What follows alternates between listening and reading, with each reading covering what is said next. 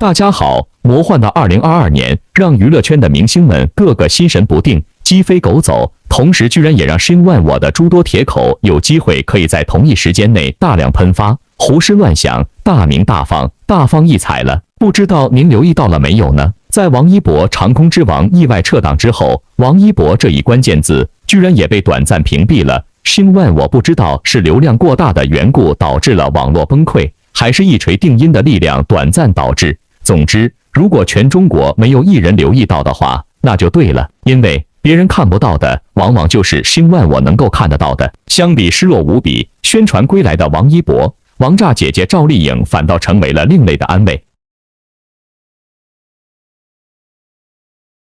首先，视角永恒359度，观点永恒与别不同的声万我必须承认，声万我依旧还是没有想到上映前撤档，绝对很正常。然而呢，上映前3天突然被撤档，这种场景就绝对不一般了。在中国，如果闻名遐迩、华丽无比、政商云集的大型宾馆酒楼14突然在一夜之间贴出了内部装修豪华升级的告示字样，那么懂的人必须懂。因为内部装修的潜台词就是某人被休了，所以声万我之前就已经神早铁口提到的王一博3部影片大撞车，实在是无法想象的难题和谜语。结果本频道真的也没人能够跟得上声万我的脑回路问答。结果王一博国庆档硕果仅存的大片依旧难逃迷之迷雾。那么到底发生了什么呢？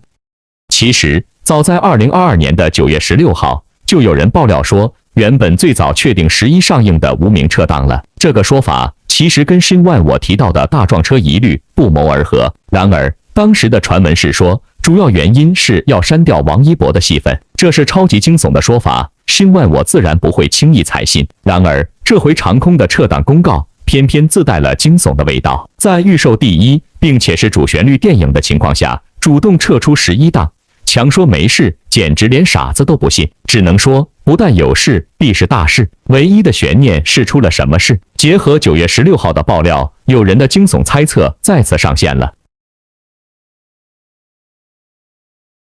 也就是说，资本已经听到了风声，希望在出事前将手头的库存都甩出来，结果却统统失败了。先是无名不准上映，随后长空之王也被殃及。当然了，目前还没有更多的实锤放出，在缺乏官宣和黑箱运作的情况下，也都有各种挽回的余地的。这个时候就是团队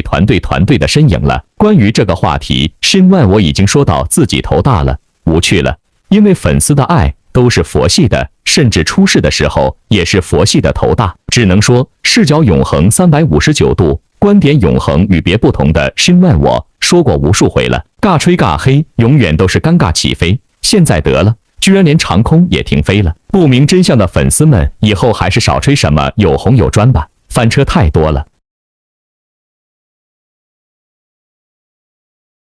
声万我先知先觉，全国最早提出的顶流加主流的说法明晃晃已经成为过去式了。但凡熟悉本频道的朋友们都知道，声万我率先提出的这个概念前后也不到1年而已，现在就彻底 out 了。由此所带出的问题其实很多，例如资方、片方的宣传完全走了轻车熟路的老路，而王一博明晃晃的还是声万我常说的一个人的战斗。这些日子熟悉本频道的朋友都知道，长空的宣传已经白热化了，而宣传口吻也过于对标，过于嚣张，甚至狂吹影片有中行背书，简直就是搬起石头砸了自己的脚。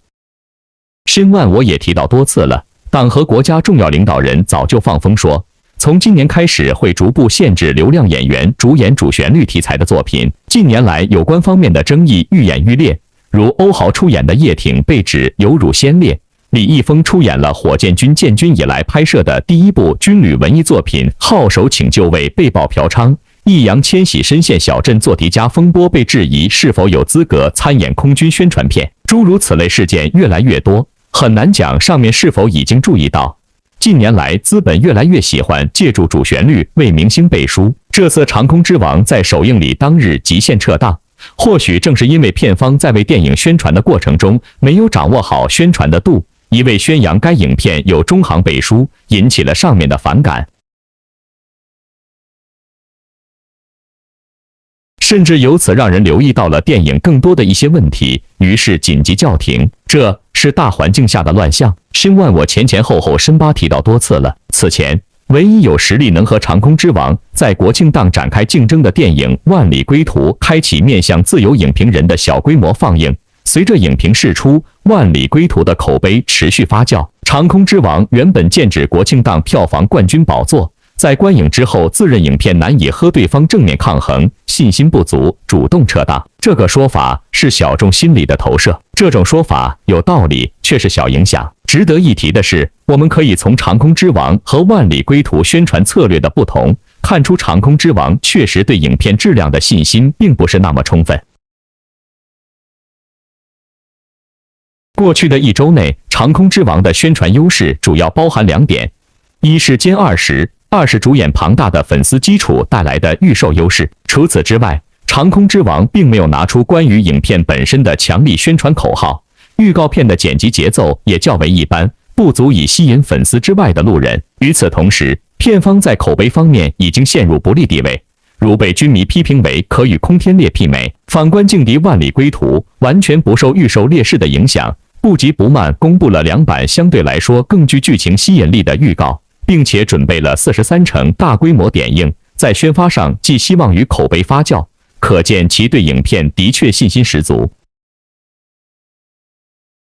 完全依靠王一博一个人支撑场面的做法，在高级别视角上看，属于发行不够强势，排片大量流失，无奈退出竞争。这个不需要多说，申万我可是神早就铁口提醒了。博纳虽然也是长空之王的出品方，但在联合出品中顺位第6，相比之下必然先保出品排在第1顺位的平凡英雄。在长空之王的预售优势引起市场关注之后，平凡英雄在网络关注度远低于长空之王万里归途的情况下持续私下排片，长空之王预售票房因此也受到一定影响。此外，长空之王在黄金场戏的争夺上明显处于劣势，种种迹象表明长空之王的发行方远不如另外2家，除非电影自身质量过硬，能靠口碑带动票房，否则后继乏力，板上钉钉。老实说，正如申万我哀叹的，2022年属于魔幻，2023年属于诡异，因此最聪明的做法肯定都是趁着蛋糕缩水，尽快的干一件事。结果真的，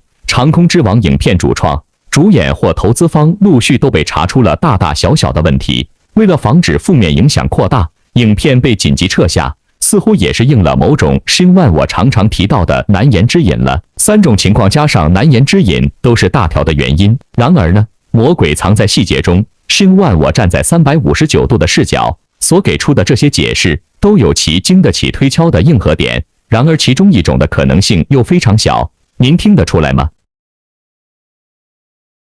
毕竟长空之王这种规模的投资，在临国庆档只差3天的情况下被叫停，对各方来说都是重大损失，尤其是在已经定档、进入宣发周期的情况下，宣发费用已经花出去不少，排片又需要真金白银去撕，如果真是难言之隐的话，那大概率是到了不得不叫停的地步。毕竟只差3天上映，却在首映礼当日凌晨撤档，实在罕见，匪夷所思。申万我必须补充一个很多人都会忽略的要点，那就是目前长空之王没有宣布改档上映的时间，错过今年国庆档后，今年的档期已经都不太合适。可以说，作为空军题材的电影，长空之王的档期最适合的就是国庆档了。而电影于26日才刚刚点映就突然撤档，也很不符合常理。相信所有的电影工作人员都措手不及。长空之王这部电影由胡军、王一博、周冬雨等人主演，由老戏骨保驾护航，还有2位流量演员承担票房号召力。加上这部影片除却题材新颖、立意深远之外，此前一直被业内看好，可以领跑今年的国庆档。而电影宣布预售时，也给出了骄人的成绩，预售超过3000万。长空之王已经进行了点映，原本今天就会举行首映礼，此前片方已经做好了所以宣传准备，包括各种人员配置和宣传物料，宣发费用也超高。此次突然撤档，片方光已经消耗的宣发费用就已经损失惨重。吃瓜网友于是乎一窝蜂众说纷纭，各自猜测电影突然撤档有千百种离奇的原因，比如电影质量不行，所以逃档；还有数种阴谋论，一是说电影《长空之王》被万里归途打压，扛不住压力才撤档；二是说电影《长空之王》涉嫌泄密，所以才突然被要求撤档。这两种做法都站不住脚。《长空之王》预售远远超过《万里归途》，两部电影背后都有强大的资本，一方被打压的说法站不住脚，而电影《长空之王》涉嫌泄密的说法更是无稽之谈。电影已经制作完成，经过点映，说明早已经通过有关部门的审核，电影内容是没有问题的。这种泄密的说法更像是造谣，他们低估了官方的智商，可能是黑粉水军来故意搞事。电影撤档也和几位主演暂时无关。据悉，撤档当天，王一博为了参加首映礼，特意从外地赶往北京，没想到电影就突然撤档了。他当时还不知道这个消息。此前爆雷的徐开骋，片方也早就把他从电影主演中除名了。胡军、周冬雨最近也没有什么负面消息传出，他们可能也纳闷为什么电影会突然撤档。这下好了，原定盛大首映礼的电影《长空之王》突然官宣撤档之后，由甄子丹主演的搜救实力简陋，意外替补，成为了最大的赢家。《长空之王》本是一部主旋律电影，是中国战机的包线，是一代代试飞员用性命加使命，才是我们的生命信念，冒着巨大风险在高空搏出来的。他们以凡人之躯挑战了一个又一个的战机极限，透过他们的故事，一起见证航空事业的腾飞。但是生生被宣传成了粉丝的狂欢，这种风向，但凡熟悉本频道的朋友们，是不是还对申万我的铁口记忆犹深呢？团队，申万我已经高频苦口婆心地说了几个月了吧？这部电影需要的不是票房，重要的事情必须说3遍。结果无知无畏的风向依旧冲向了票房的深渊。现在无论是军迷还是军事类博主站出来一致讨伐特效质量太差，关键还漏洞百出。这说明了什么呢？是不是申万我的铁口应该镶钻了呢？当然了，奇怪的是，电影审片是儿戏吗？早上哪儿去了呢？是不是有一些不为人知的原因，依旧难言之隐呢？希望您能在留言区中畅所欲言。希望通过这次撤档，能让制作人和演员认真的打磨作品，实在想割韭菜，就主动远离主旋律的作品，因为水更深。申万我说水深，因为主旋律电影涉及的方方面面远比纯爆米花电影多得多。这次定档国庆的主旋律电影《长空之王》宣布撤档，撤档日期十分仓促和意外，距离国庆正式上映仅剩3天。《长空之王》的宣发工作已经启动，一支由主演胡军出镜的推广短片也在抖音上大面积推送，显然是为了正式上映做最后的预热。当天早上还好热闹的场景，结果太突然，撤档不稀罕，撤得这么晚这么突然的不多，可以猜一波了。这片子前期宣发预售火力全开，钱都花出去了，院线排片也撕妥，临门一脚撤档，得罪人不说，沉没成本够伯纳喝一壶。有人大谈可能是因为片子烂，这种后知后觉的定案，申万我又要笑了，因为国产烂片靠档期骗票房的海了去了，越是烂片越想要国庆档春节档，和以艺伎的真金白银比起来，烂名声多大点事儿？军迷那么点反对声音和娱乐工业放对，这不是开玩笑。哪个小众圈有本事主导大盘的？演员风险可能有一定关系。刚才申万我也说了，李易峰出事那会儿不是传过个限制流量演军警角色的风声？不过如果因为这个，那早干嘛去了？不至于快上了才撤档。要不然影视工业这活儿没法干的。多部门提前审看的话，最大可能还是内容出了难以描述的问题。有强烈部门哪个爸爸说话了，多半和某些具体情节点相关，抄袭、失真、影射都有可能。申万我感觉，如果是这个原因，那还算好，局部修改还有可能上。剧情什么的不指望，就是有点想看大飞机。上院线口碑不好的话，网络平台也能看。也就是说，电影的宣发成本已经砸出去了，片方做好了一切准备，就等着电影正式上映，把钱收回来，最好还能大赚一笔。如果在这时宣布电影撤档，就意味着本次宣发成本都丢水里了。下次《长空之王》再要上映，就还要再砸一笔宣发费用，效果还不一定有第一次好。那么，为什么《长空之王》要紧急撤档呢？片方给的理由是为了呈现更好的制作效果，这就是说，当下准备上映的《长空之王》制作效果不够好，有可能是烂片。所以，但凡熟悉本频道的朋友们都知道，新万我常说，盯着电影票房的眼睛，有时候就是白瞎的。自打嘴巴的说法，完全就是零团队的骚操作和蜷缩影了。上一部因为制作效果不好被雪藏的著名电影是张帆帆导演的《三体》，恐怕有生之年都上不了院线。考虑到《长空之王》尚未上映，观众还没看过，是不是烂片，除了观众说了算，还有谁说了算？在题材上，这是一部主旋律电影，也是一部空军题材电影。对《长空之王》而言，必须兼顾两个满意：一是要让观众满意，赢得观众的口碑，票房才能大卖，给投资者以足够的回报；二是要让中国空军和中航工业满意，因为《长空之王》里的主角是中国最先进的战斗机歼20隐身战斗机，它是中航工业旗下成飞出品的最强战斗机，也是中国空军最强大的空中疆域捍卫者。在歼20的背后，有着无数科研工作者付出了毕生心血，试飞员无数次历经生死边缘，你不能拍砸了，不能辜负了那些幕后的科研工作者，也不能把威龙拍成了微虫，这既有损于中国空军的形象，也对不起参与歼20研制的幕后科研工作者，更可能恶心到1亿中国军迷。对于片方而言，自然是希望电影能顺利上映，趁早把钱给赚了。但在观众没看之前，是谁让这部电影紧急撤档的呢？是谁率先给这部电影打了分呢？在申万我看来，能够率先打分的强力单位，最可能是两个单位，一是中航工业，二是中国空军。有意思的是，在《长空之王》的推广短片中，就只有胡军出镜，另一名主演王一博却没有出镜。像王一博这样的顶流明星，不用在宣发里，实在是一种浪费。那么，片方为什么会在推广短片里没有用到王一博的镜头？一些数字可能直接反映出了这种宣发的策略。今年的国庆档一共有4部主旋律电影，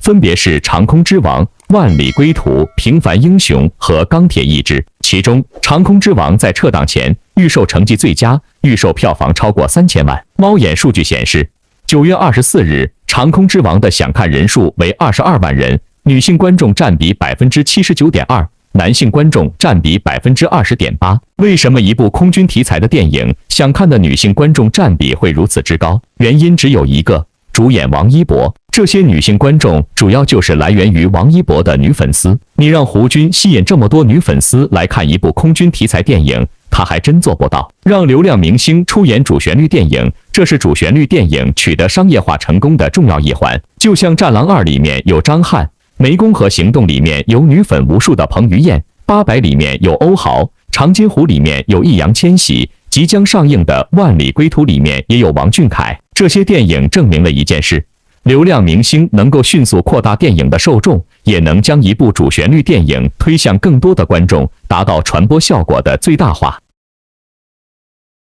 这种新老搭配的方式在中国商业电影中普遍存在。包括《唐探》系列中的王宝强搭档刘昊然都取得了巨大的商业成功。可是，对一部优秀的商业电影而言，流量明星只能起到锦上添花的效果，无法决定电影最终的票房，也无法决定观众的最终口碑。大家都知道，吴京主演的主旋律电影很赚钱，但并不是每个人都能吃上主旋律电影这口饭。吴京参演的主旋律电影之所以能够大卖，关键在于这部电影即便褪去主旋律的光环，它也是国内制作效果一流的商业电影。无论演员演技，还是电影特效，或者剧情设计以及情绪渲染，它起码是到位的，用了新的。在技术上也许有一些缺陷，但不影响整部电影的观感。长空之王放出来的1分39秒宣传片中有一个细节是，王一博驾驶一架中国3代机，从尾后咬住一架美国 F-35A 隐身战斗机，并使用火控雷达对 F-35A 多次实施锁定，均告失败。这个细节很烧脑，也很离谱。摇尾追击怎么能连续锁定失败呢？从技术层面讲，当你用火控雷达锁定敌机时，敌机需要做出超机动动作，才能迅速摆脱你的雷达照射，最经典的就是眼镜蛇机动。眼镜蛇机动不仅能躲开你的雷达照射，还能通过空中紧急刹车降速，让你飞到前面去，敌机再从后面用火控雷达锁定你，并向你发射格斗导弹。如果敌机不做任何超机动动作，又处于你的雷达照射范围以内，你一次锁定不了也就算了，你4、5次都锁定不了，那不是敌机性能太先进，而是你的战机太垃圾。你要反思，是不是你的火控雷达坏掉了？这是典型的致敬壮志凌云的狗斗场景，双方比拼的不是隐身性能，是超机动性。因为当一架隐身战斗机进入到一架非隐身战斗机的雷达探测范围以内时，隐身性就不重要了，最重要的是超机动。而在超机动狗斗中，3代机用火控雷达照射4代机的机会最多只有一次，一次锁定不了，就只能被动挨打了。因为4代机具备超音速、超机动、超隐身以及超远程打击4大优势，足以碾压3代机。事实上，在3代机对决4代机时，能有一次锁定机会，就已经是运气爆表了。在《长空之王》的宣传片中，可以看到中国空军现役的绝大部分主力战斗机，包括歼10、歼16、歼20、苏27以及苏30等，允许制作方进入到中国空军基地实景拍摄。可以说，中国空军对影片拍摄的支持力度是非常大的，对影片的最终呈现也必然抱有很高的期待。可《长空之王》达到了这种高期待吗？这是值得质疑的。王一博到底演好了一名大部分观众心目中的中国飞行员吗？申万我感觉，光从技术硬指标方面，人为的增加了审片人员的质疑值，这真的不是票房党们拿着钞票能换来的快感。申万我说了 M+N 次了，主旋律电影不是一块谁都能吃上一口的大肥肉，它和其他任何商业电影一样，得尊重电影本身的艺术价值。顶着主旋律的旗号拍烂片，就别谈站着赚钱了。就算给观众老爷们跪下，也赚不到钱。美国人拍摄的主旋律电影《血战钢锯岭》、《辛德勒的名单》、《拯救大兵瑞恩》以及《壮志凌云》等，为什么能深入人心，传播到全世界？人家拍的不烂啊，演技、特效、剧情不拉胯才是对观众最基本的尊重。想要让中国电影走向世界，首先得尊重中国观众。如果自己人都不爱看，又如何让老外心甘情愿地贡献票房？中国观众不是没有艺术审美，对比深万我深扒过的汤姆·克鲁斯的镜头感，但凡有思想的人都知道，影评不是靠尬吹尬黑的，是需要技术梗的。也就是说，主旋律电影的钱不好赚。视角永恒359度，观点永恒与别不同的深万我必须承认，很多话深万我说了等于白说，因为没有团队。说来说去，深万我其实还是替广大摩托姐姐们遗憾的。因为国庆档几部电影的预售已经有好几天了，疫情之下，各行各业都不景气，每一部影片自然都希望自己可以成为国庆档中的一匹黑马，强势进入所有人眼中。预售成绩的好坏决定着各影院的排片情况，而这几部电影已经预售3天，其中一骑绝尘的就是王一博的《长空之王》了。出道8年，作为电视剧演员，王一博的起步比别人晚，而作为电影演员，王一博同样不占先机。2019年爆火，2022年才有第一部影视作品要上映。也是因为是王一博的首部待播影片，粉丝们自然是鼎力支持，预售票房也是十分喜人，排片也随之增多。而当《长空之王》的官博底下，除了王一博进行的评论转发，其他就是王一博粉丝们的支持。可其他影片底下众星云集打 call 时，不少粉丝都感觉到了心酸。哥哥只有我们了，是追星女孩们经常会产生的错觉。很多时候，其实艺人身边有很多的同行业朋友、支持者，无论是真心实意，还是因为工作关系勉强维持，哥哥都不会只有我们。可看到其他影片的评论区，各种明星为影片应援，还都是圈中数得上姓名的艺人，其中不乏电影明星时，真的会产生哥哥只有我们的感觉。王一博在娱乐圈中摸爬滚打多年，不说其他艺人，就连自己公司乐华娱乐中都没有艺人转发支持一下。王一博为杜华3年赚了多少钱，乐华招股书中写得一清二楚。就这样，杜华哪怕包个100场都不为过。所以票房真的从一开始就不应该成为完全错误的宣传风向，早知今日何必撤档呢？长空之王是新人导演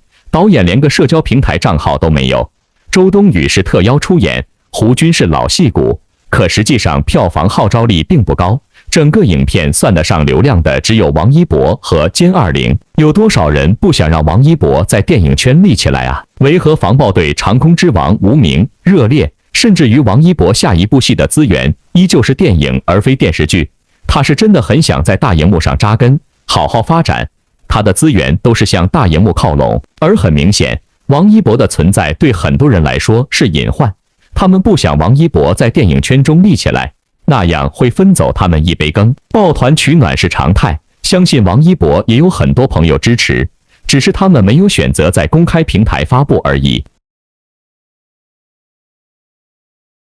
长空之王在没有任何其他明星艺人帮忙宣传拉票的情况下，依旧能稳住高票房。王一博粉丝们绝对贡献了绝大多数的票房，只不过一部电影的票房不会因为粉丝而起，也不会因为娱乐圈艺人的支持而有，而是因为路人，因为口碑吸引普通观影者，才能汇聚达成高票房。长空之王题材新，演员新，预告燃，这一点已经是所有人的共识了。预售如此强大，等到影片播出时，一定会凭着好口碑吸引更多的人观看。结果呢？终于没有结果了，因为完全错误的风向让煮熟的鸭子飞了，让到手的票房没了。悲催的是，压根就没有半点必要去额外招募和大力催谷无用的票房。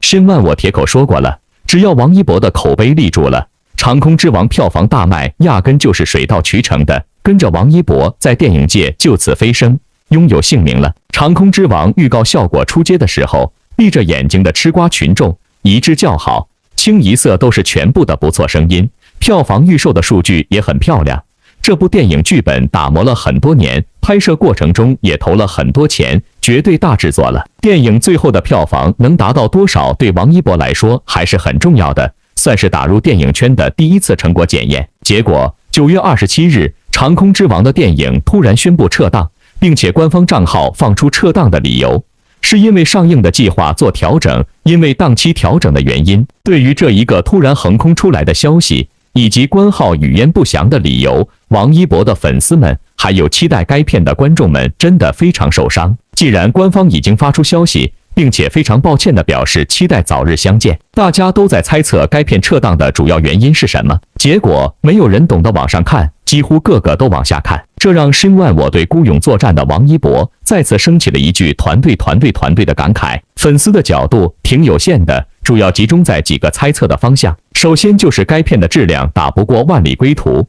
所以决定临时撤档。这一个说法其实不无道理，但也仅仅只是属于观众的猜测。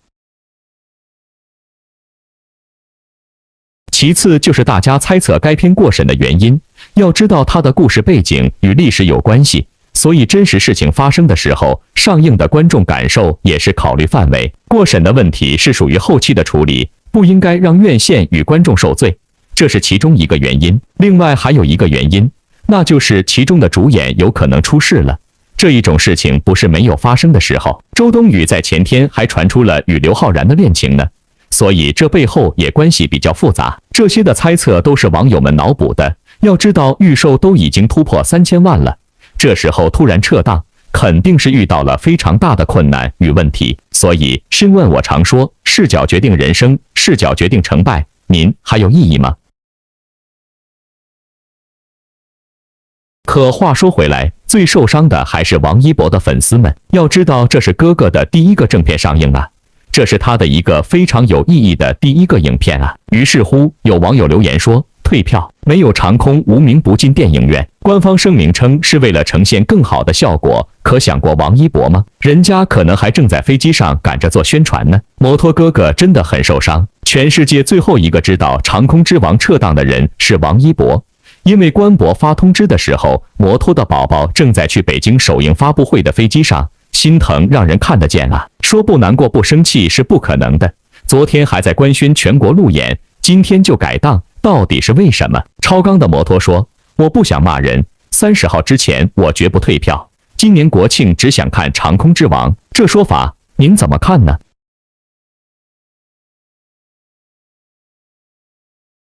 有理性的摩托打圆场说，不乐意的是突然改档，我乐意的是长空之王，多久我都等。冷静了一下，既然长空之王片方说是镜头原因，那就暂且相信。大家退票的就正当维权，但是退档已成定局，还是不要被没有证据的猜测、过度煽动情绪牵引出更多的矛盾和骂战。这态度和说法还是申万我相当欣赏的。有这种理性的心态，其实加入王一博的团队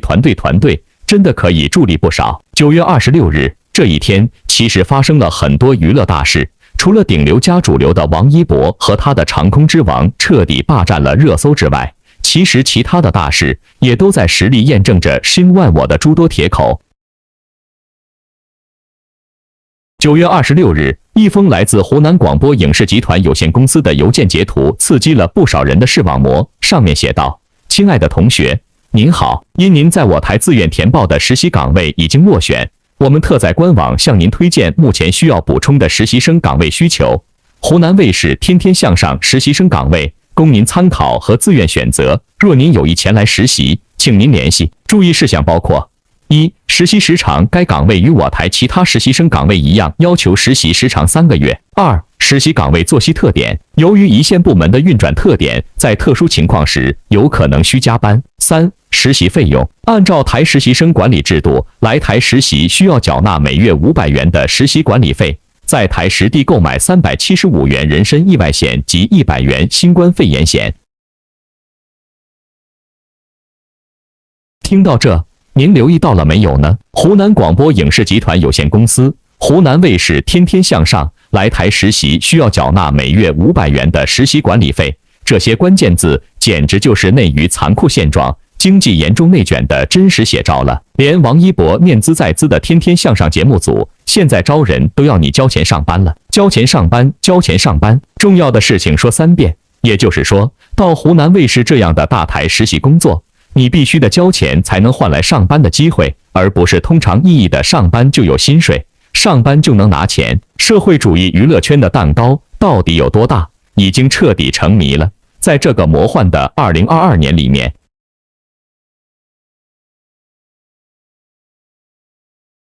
同样的，大家都身处这个魔幻的2022年里面，被高调的孤勇王一博、长空之王终于被意外的撤档了。稍显低调的狡兔赵丽颖倒是悄悄进行着野蛮生长。野蛮生长不看预告，其实就能感受到赵丽颖要有大动作，确实敢于挑战自己，用作品不断超越自己才是演员的升华。难怪于正在评价这部剧的时候，夸赵丽颖在他心中永远是第1名。霸道总裁上线，烈焰红唇，与以往形象反差大，这是要转型的节奏。纵观赵丽颖之前的作品，出道16年，总结几十部影视作品中的角色特点化，大多是甜美、灵动、乖巧、呆萌、优雅。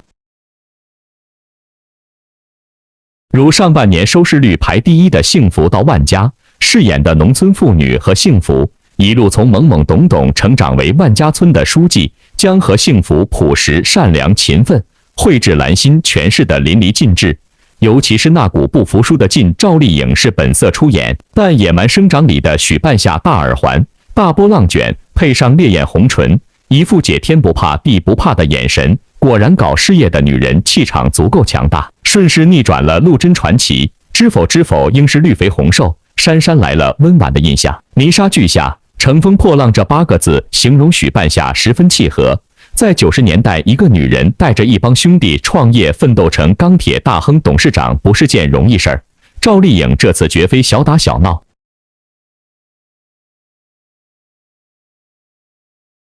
据说在拍摄过程中，体重慢慢长了几十斤，和角色的气质更融合贴切。3分钟的预告，看了演员阵容，铁粉毫无疑问铁定是要追下去了。男主欧豪，没想到欧豪第一次和赵丽颖合作这么带感。铁粉之前对欧豪的印象停留在谢霆锋捧出来的快乐男声说唱歌手，以及马思纯的前男友。从歌手跨界到演员，欧豪还是吃了不少苦，付出了不少努力。虽然有贵人相助，但演技要得到大家的认可，还是靠自己。先是在苏有朋的《左耳》里担任男1号，搭档陈都灵、马思纯。那时杨洋还是配角，虽然欧豪的表现并没有眼前一亮的感觉，左耳的4亿票房还是让他借了东风一把，获得了华语电影最受瞩目男演员奖。视角永恒359度，观点永恒与别不同的申万我，去年就已经铁口无双、语带双关的说过，资源就是要眷顾这位年轻的小伙子。出演的电视剧和电影基本都是男主，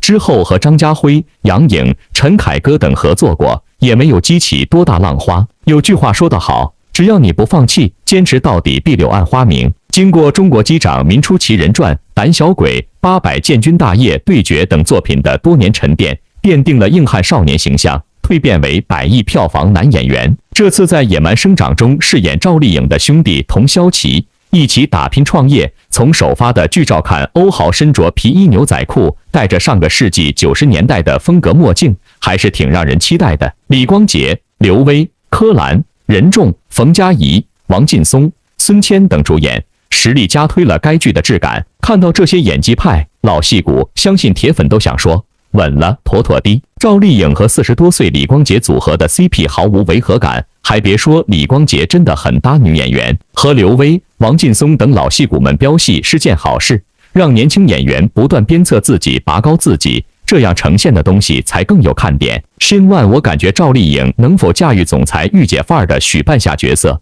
已经没有悬念了，唯二的悬念就是这个政治气象瞬息万变的日子里面，改开的题材尚能犯否呢？另外一个就是赵丽颖的团队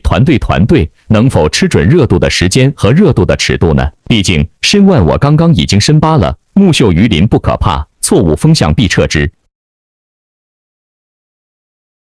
再回过头看看王炸弟弟王一博的《长空之王》，这次高调出现在国庆档，其实也是相当两难的热度的时间选择。2022年国庆档电影揭晓后，《长空之王》《万里归途》《平凡英雄》《钢铁意志》官宣定档，让不少局中人一起傻眼了。为什么申万我会这么说呢？因为细节党已经早发现，大部分生活在社会主义大家庭的吃瓜群众，其实对于主旋律题材已经开始无感了，甚至不少快人快语的吃瓜观众都深度抱怨国庆节的电影居然全都是恶心的主旋律电影。这种心态虽然申万我只能后知后觉地提出，然而呢，说多无用的申万我时常说了也没人信，因为人们都喜欢随大流，听好话，不喜欢真话和实话。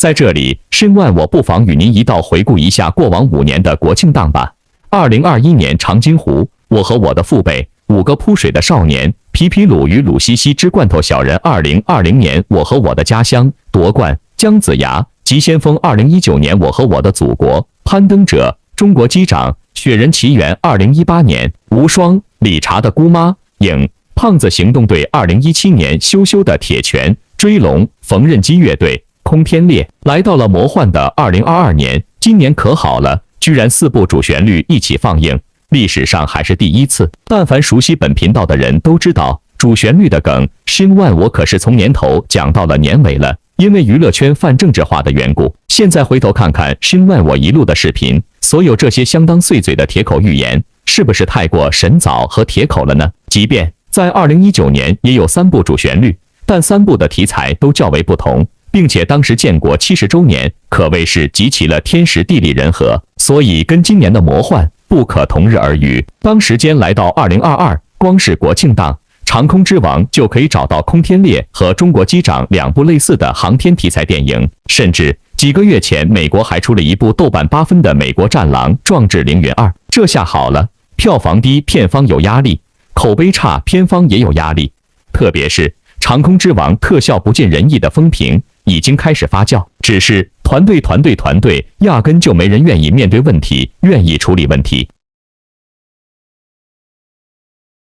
其他电影其实也不太被人看好，就像长空之王一样，万里归途在国内有战狼2和红海行动2部国产战争电影的巅峰，国外有去年韩国的摩加迪沙，大家该审美疲劳的还是审美疲劳。至于平凡英雄和钢铁意志，看名字就知道很沉重，经济下行的大环境下，大家的口袋也都缩水当中，而且好不容易放个假，前2年至少还有家乡和父辈，起码还能乐呵一下，今年这是何必呢？正能量主旋律一窝蜂，的确害死人。说到这，您再想想，申万我反复铁口提到的海清的那部影片，是不是正确的逮到了广大观众们的正常心理呢？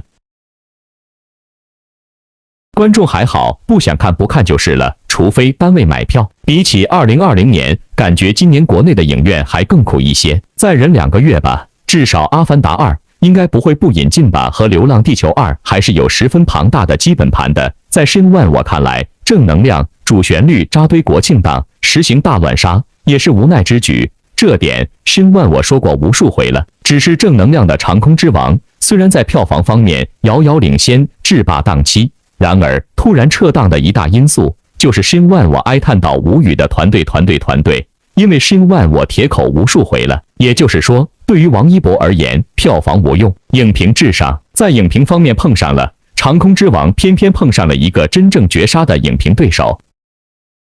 这位影评杀手的对标不只是《长空之王》，还包括导演加编剧刘晓世。这位牛人的原话是：也不瞒大家说，制片方今天又通过七拐八绕的关系来问了，意思是能不能付钱换我别骂，起码上映前先别再骂了。我寻思骂都已经骂了，收钱删帖那可是违法的勾当，别人挖坑当然不能往里跳。同时我也说了，粉丝行为偶像买单，脑残粉天天过来喷，那我能不骂吗？你们要是能拴好自己的狗，我自然也不用反击。如果放任他们乱咬，那片方靠超能力不足以说服我。核心问题还是片子本身，如果片子好看有亮点，我会不吝赞美之词的夸；片子不行，不尊重科学，那我没法装瞎说它不烂。这个事儿上，我要是被这昧良心的钱收买了，那就是背叛了广大军迷兄弟，帮着坏人给大家喂 S 了。当然，每个人的价值观和底线不一样，有的博主选择收这笔钱，我只能说尊重、祝福。这2天因为说了电影《长空之王》不好，王一博的粉丝们跟摸了电门一样过来发癫，在他们的粉丝群里，粉头子可是急得不行，从昨天起就一直在找能够在微博上一锤定音堵嘴的材料，包括要求百岁山道歉之类的。今天他们找到了自认为聪明绝顶的一个统一战略，拉大旗做虎皮，死死抱住空憋和中航，拍不好是为了保密，谁说该拍更好谁就是间谍，谁说哥哥不好谁就是不爱国。虽然这些人只在乎保哥哥的票房，却要装作关心国防、热爱航空的样子，用高大上的名义扣帽子压人。说真的，什么时候轮到饭圈来教军迷怎么爱国、怎么喜欢飞机了？用你们假惺惺过来摁着头教育我们，一本正经班门弄斧的样子惹人发笑啊！麻烦你们还是闭麦吧，这种行为多给自家给招黑啊！而这个拿着鸡毛当令箭的套路的重中之重，就是强调导演的权威身份。至于导演是谁，这个等会儿说。其实为啥开头我要说又，是因为这片子的宣发团队之前就找过我了，我是比较早开骂的，所以早在几个月前就联系过，当时对方态度也算客气，不论真诚与否，好歹也算寻求了意见，这点还是要承认的。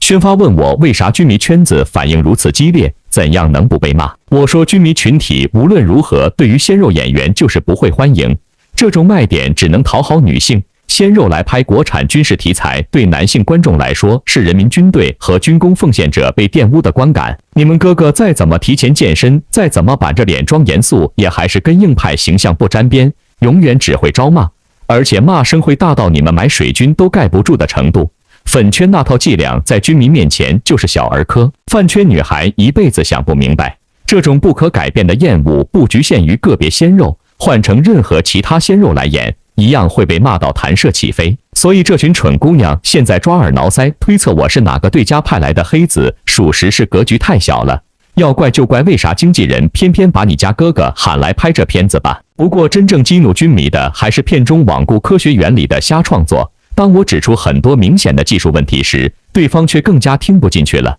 开始跟我说导演是西非的，专业懂航空的，所以片子的专业性绝对是没问题的。如今几个月过去，粉圈为了保哥哥的票房，也开始到处复读这一条，其实多半连西非是啥单位都不知道。几个月前听宣发这么说的时候，我就没信。现在既然脑残粉们追着咬，那我不妨也把话说开了。首先，导演加编剧刘晓世是个什么来头啊？刘晓世其人，当年念的是北电，北京电影学院，这地方是不存在什么航空专业可言的。05年毕业以后，刘小世去干啥了呢？为啥这么多年也没啥电影作品呢？真相是刘大导演之前基本没拍过电影，而是在给中航记拍宣传片和广告。首先，中航记和中航工业可不是一个概念 ，Catic 可不是 Avic， 中航记是帮中航工业往海外市场卖飞机的窗口，自己既没有任何科研能力，也没有制造哪怕一架飞机的产能，就是纯纯的代售。学电影的刘小世给中航记拍宣传片，和宣发团队以及粉圈强调的导演是西非的专业人士，不说是南辕北辙，起码也是毫无关系了吧？也不知道是不是刘小世本人在忽悠剧组，明明不是西非的人，打着这个名号到处招摇撞骗，业内的听了还以为这又是西非哪个领导的孩子，还是关系户啥的。西非现任领导知道了，只会表示莫哀老子，我们没有这号人。其实刘小世招摇撞骗也罢，如果真是军工体系内的技术大拿，还能编出那些缺乏行业常识的桥段，那才让人真的担忧行业平均水平拉胯到什么地步了。值得一提的是，刘小世之前拍的那些片子，其实广大军迷都见过。没错，航展上出口型号索然无味、照本宣科的广告片是他拍的，老气横秋 BGM 加5毛特效歼15鬼畜机动的辽宁号宣传片也是刘小世的得意之作。研发单位辛辛苦苦搞出来的先进型号，愣是被刘导应付差事的小视频弄得在国际场合下丢脸，被海外军工同行嘲笑。有一说一，本身性能不错的飞机，宣传片却让拿着钱的潜在客户看得一头黑线，好像突然明白为啥好些明明有望拿下的出口订单却糊了，一手好牌打得稀烂。咱们刘导对竞争对手国家军火商的贡献也算居功至伟了啊！不领津贴，免费帮对手抹黑自家产品，这样的蠢材上哪儿找？竞品厂家真该给刘导发个巨型勋章。所有看过刘小世的航空宣传片的人都知道，其实这货自己肚里没有半点水平，每一个分镜脚本你都能在美俄欧等国的电影或者宣传片中找到原型，包括长空之战也一样。更糟的是，哪怕是抄，刘导也抄不到位，超越原作从来没有过，每次都是弄个画虎不成反类猫。好笑的是，咱们刘大导演不仅对自己的2把刀水平心里毫无逼数，还在到处树立中国航空拍摄第一人的权威人设。有一说一，又烂又爱吹的老法师真的不缺你一个，建议先去和海军退下来的谋舰围打一架。哦对了，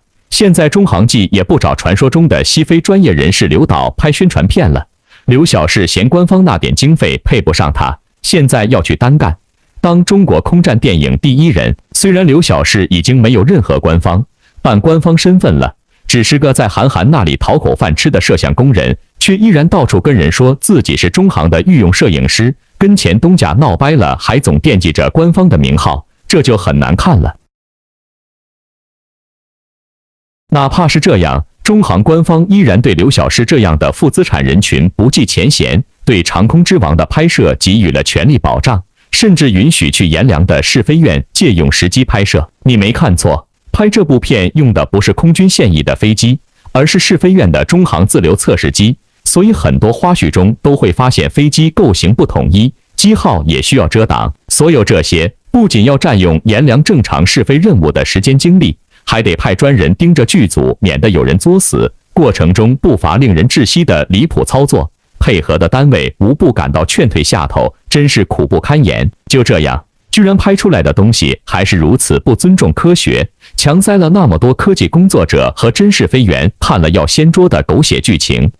虽然面上还是捏着鼻子推，但你们可以想象一下被外行领导内行的相关单位怨气有多大。更有意思的是，你们猜当初是谁在中航各单位后面踢屁股要求配合拍摄的啊？巧了，正是大家熟悉的老朋友，就是那个之前按照自己喜好乱改型号，要把所有国产直升机叫做神雕和吉祥鸟的某沙雕领导。有这样的酒囊饭袋组合，是不是突然就觉得这一地鸡毛很合理了？有一个说法是，部队内部点映被严重批评，需要重新剪辑，涉军题材要过军部审查，而且顺位比电影局中宣部还高，不像是这个原因。不太信这种电影早都被审过上百次了吧？不会等到现在才说有问题。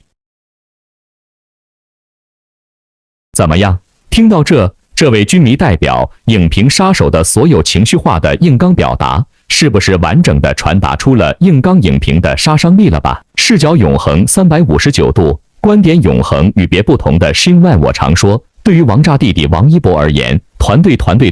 不是为他争取票房的，是为他立住江湖地位的。恐怕1万个看过《长空之王》预告片的摩托姐姐都写不出一篇完整应对这篇影评杀手的同款文章吧。而这种文章对于新外我而言，简直就是湿碎的初级文章而已。所以团队，一位轻量级的影评杀手，就让制片方和刘晓世完全失去了方向和阵脚。您说后续再多的票房还有什么用呢？现在得了，撤档、逃档向来是坏名声的事，这给王一博留下的心理阴影面积恐怕再次无人知晓了。所以要么不可抗力因素，要么就是前期反馈极差，没法割韭菜。对于刘晓世而言，都是无解的问号。这次《长空之王》在军迷圈里早就被骂得个底朝天，不是没有原因的，因为有了后果了。新万我看过微博上军迷圈对该片是非常不认可的。预告片里整个飞机在库里做极寒实验，2试飞员在飞机里忍受极寒，还有个场景模仿酷热状态。我勒个去啊！你当这是玩冰火2重天啊？还把飞行员锁到飞机里做极寒实验？难道不应该是把飞机拉到北国，在极寒条件下试飞吗？西北难道没有试飞基地？还有个是在沙漠风暴前飞机强行降落，地勤人员七手八脚把飞机包裹好。新万我就想问问主创人员，你们这是包粽子呢？飞机包起来沙子就进不去了，那干嘛要机库啊？歼20贴海面飞行，音爆画面。新万我不知道该怎么吐槽，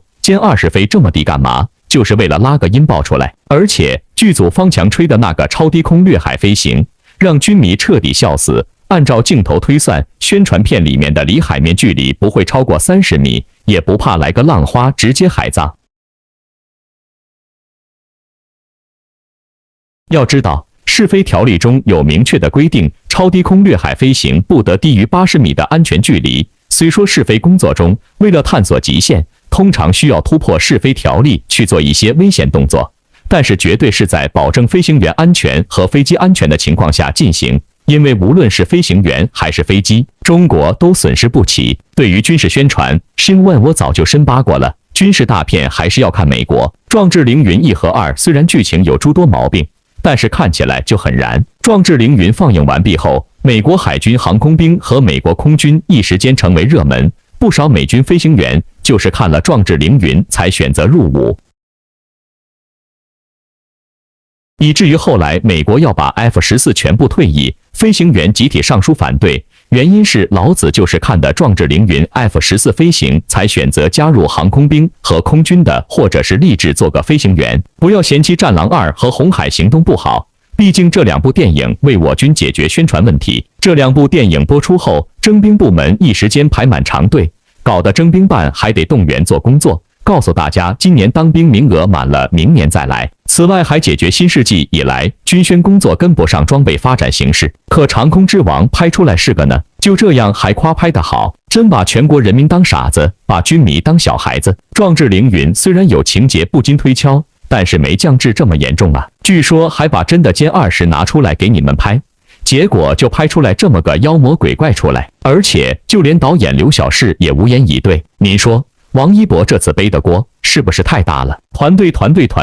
您看到了可怕的心理阴影的面积了吗？以前空军拍的最好的就是炊事班的故事，以至于李晨那部空天猎在这部掌空之王的衬托下都不那么烂了，最起码还能经得起推敲。口才和文笔这玩意真的是个好东西，很多能够润笔的地方偏偏都干燥的刘晓世了。当然了，长空之王这次撤档绝不仅仅是一个影评杀手的能量，因为舆论的风向是特别容易操作的。对于有钱有闲有能力的有心人而言，在一些个人观感的发酵下，新万我可以肯定的是，小范围的适应造成了长空之王的口碑无法止血。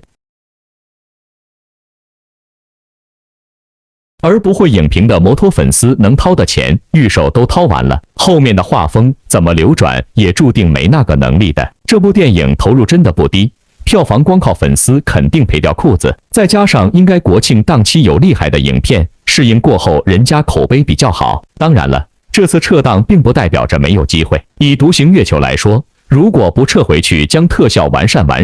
比上映时特效弱几个层面的独行月球和流浪地球撞车了。大家可以想象一下那个惨烈场面。换言而之，撤档，好好打磨特效。经过《上海堡垒》之后，科幻类型的影片观众期待值都降低了，再加上影院一直没有多少影片，独行月球上来之后直接爆了。现如今电影观众其实很可怜，及格就行，及格的商业片大家都眼泪汪汪。长空之王加油吧，知难而进，急需打磨，肯定还有机会。这是新万我对长空之王的希望和寄语。因为好的片子需要好的时间，配合好的影评，绝不是好的票房。因为票房对王一博没用，是的，没用。之前新万我已经说过 N 次之多了，现在错过了这个黄金档，下一个时间点又在哪儿呢？您的心目中又有什么更好的选项和答案呢？